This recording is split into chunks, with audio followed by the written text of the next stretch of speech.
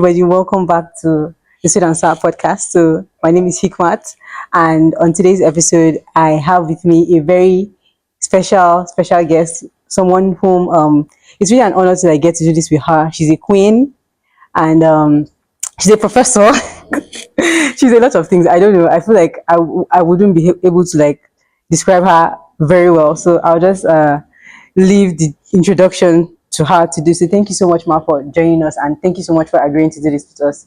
Please introduce yourself. How do you introduce yourself? Well, my name is Aisha Sani Maikudi. I am a mother of two, a professor of international law, and the current acting vice chancellor, University of Abuja. Okay. So I think the first information that I didn't know is that you are a mother of two. So it's not really out there. My family life private. Thank you for sharing that with us here. First question to you is personal development. So the podcast I do is basically on personal development, productivity, and entrepreneurship. So I just want to know, when you hear the word personal development, what comes to mind? Personal development just means improving yourself in whatever you do. So, be it as a baker or a lecturer or amazing, whatever it is that you do, just develop yourself personally in that. And obviously, if everyone involved and develops themselves personally, then the society will be better for it. Yeah, thank you. You're so many things. You're a professor, you're a mom, you're a lecturer, right? Yeah, I still lecture. Yeah, you're an acting VC. Wow. I don't even know. You're a kissy girl. So, you personally, how do you describe yourself? If you were to describe yourself in 3 words, what are the 3 words that you describe yourself as? Introvert. Okay. Dedicated. Okay. And loyal. Loyal. I like that. Okay, now we're going down the Queen's College lane. We're going back to Yaba. I think for me, when I was a QC girl, there are a lot of memories, but I think one of the memories that really is so dear to me is I think most of the time during valedictory services, during inter-house sports, during visiting days, oh my god, your parents are coming, and then I think during match past times, there's so many memories. But what memory still remains evergreen in your heart till today? What memory can you remember from QC? Yeah. Is there just one? Like you mentioned, there are quite a few really. Each memory is very special on its own, and it's not just the good memories that you mentioned, like the visiting days, and the special thing about the visiting days is that when they visit you, your friends come along with you, and then when your friends' parents come out as well, then you also go.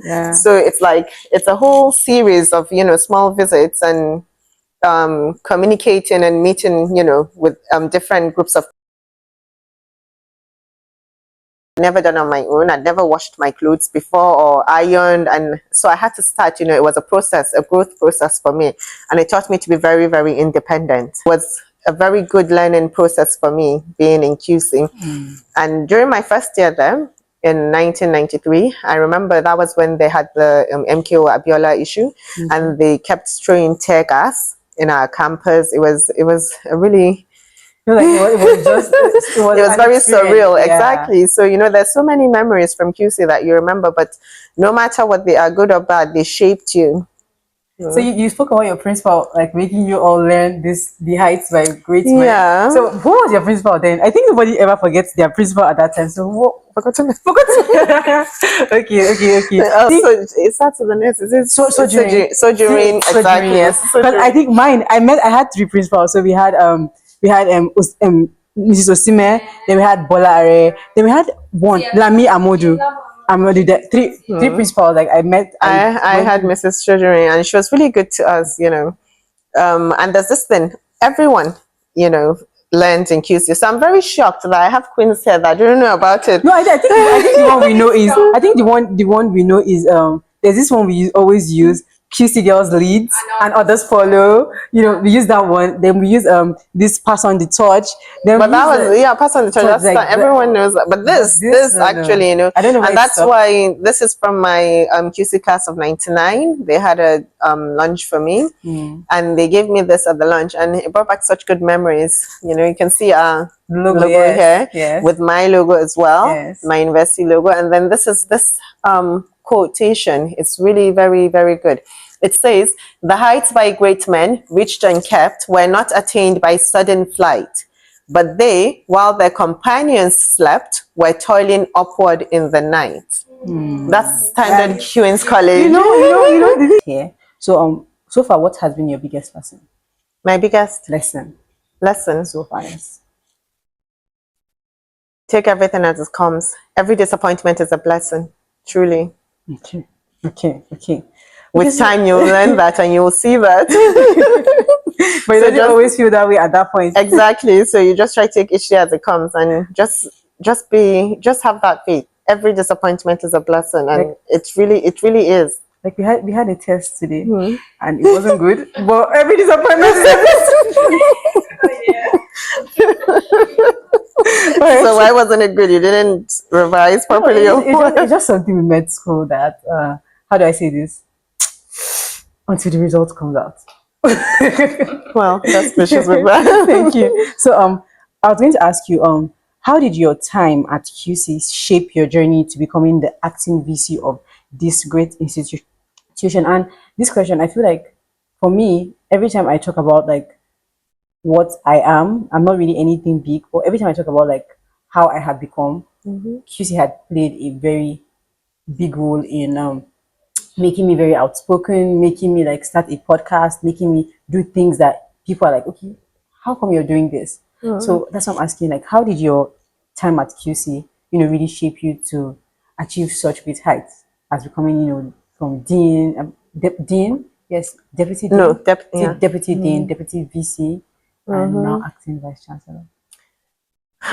It's a combination of many different factors, but definitely, like I said earlier, QC plays a significant role. Why?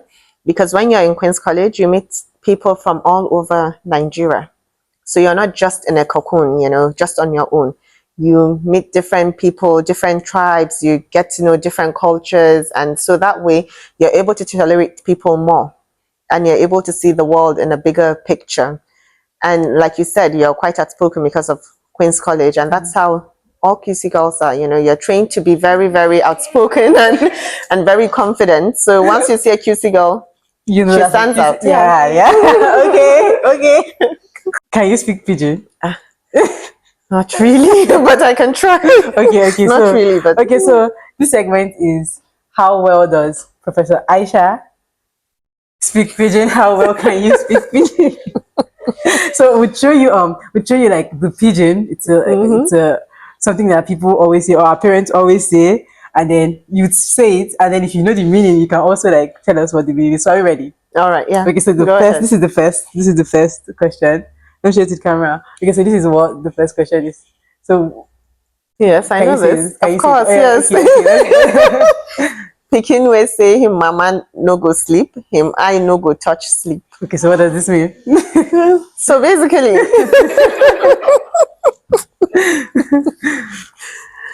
how do I put it?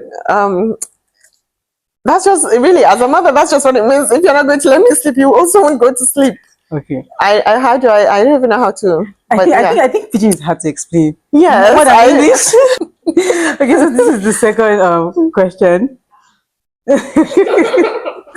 Okay, so I love the saying. Okay. Now condition make crayfish bend. I spoke about this earlier, when I said that in QC, it molds you according to the different people you meet and according to the different conditions. Like I spoke about how I experienced the tear gas incident and a few other things that, were not such good memories, but were memories that help mold you as well. So that's just it, Condition. The last but not the least Pidgin that you're going to be saying today. All right. Have you guys seen it? Now let's show Professor Aisha. If trust today, water for no boiled fish. Okay. So what does it mean? What do you think it means? But no, it's supposed to be if trust day.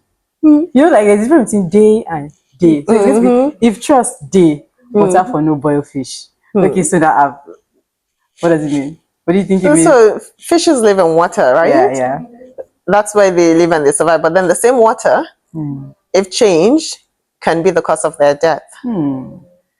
So that means you should be very circumspect. That English is hard.